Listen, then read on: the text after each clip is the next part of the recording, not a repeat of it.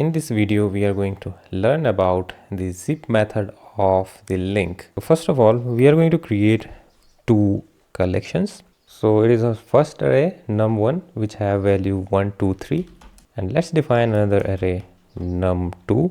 Let's type here var product equals to num1 dot zip num2, and here we will define a delegate which will have two parameters, n1 and 2, and it returns n1 into n2. So let's see what it will do. It will take one value from this array and one value from this array and multiply it. So it will take it sequentially. First it will multiply this one and this one, means the value in the 0 index of n num1 and the value of 0 index of num2. Then it will take this value 2 and 6 and multiply them. Then it will take 3 and 7 and multiply them. So let's verify it. So its value should be 1 into 5, 5, 6 into 2, 12, 3 into 7, 21. Let's type here console dot read line. Okay, so let's run it. .net run.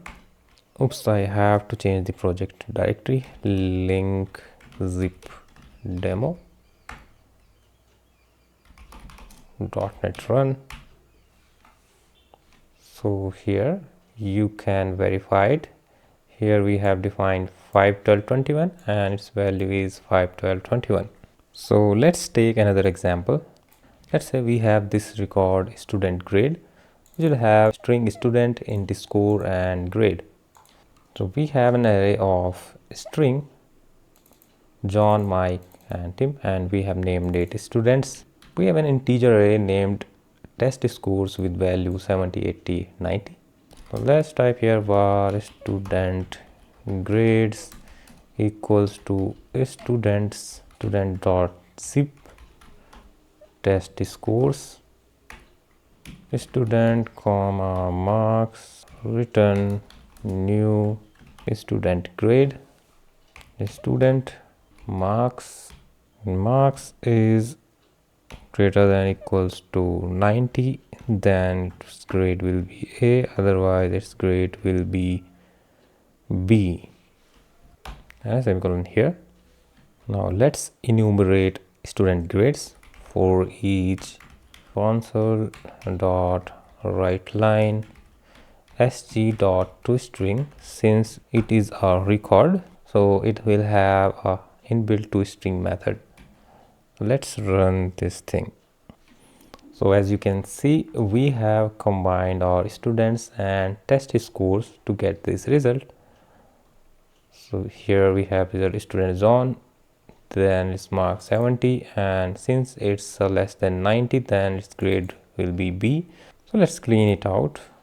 So let's say we want to zip these two values. So let's see how we can do that. Var zipped equals to letters dot zip nums l n. So here's the catch. Letters have 4 values A, B, C, D, while num array has only 3 elements in 1, 2 and 3. So how it is going to be zipped? So let's see what it results. So here we have this results A1, B2 and C3. So it has combined A with 1, B with 2, C with 3, and it have left D. And what if I remove this D from here and I put 4 here? It have a same output A1, B2, C3. So this time it has left the 4. So when we have uneven length of arrays, it will go for the array with shorter length. Let's find out, can we zip more than 2 arrays? So here we have the first array list1. Sorry, it's not array, it's collection, which will have 3 items 1, 2 and 3, And here we have another list 2 with chars A, B and C, and list 3 with the strings 1, 2 and 3.